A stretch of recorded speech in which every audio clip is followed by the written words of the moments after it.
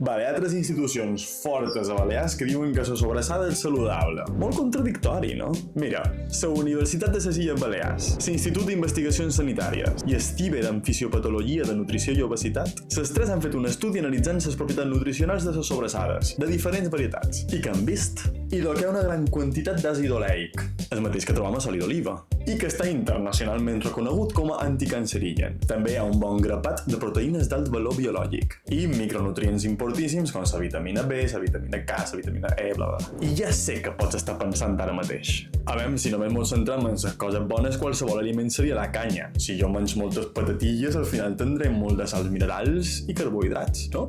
Exacte. Però bueno, els propis autors són bona gent. I mos diuen que a pesar d'haver trobat tot això a la sobrassada, s'ha de tenir coneixement.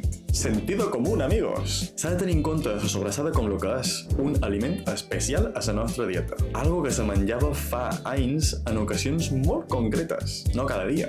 Se pot considerar inclús com un petit ingredient, un complement, i acompanyar-la sempre amb pa integral, verdures i ensalada. Vamos, que no sigui mai la font principal de greixos. Així que sí, aquest Nadal em pots menjar, però amb seny. Au, una forta ferrada, bones festes. I a menjar sobrassada mallorquina, hombre!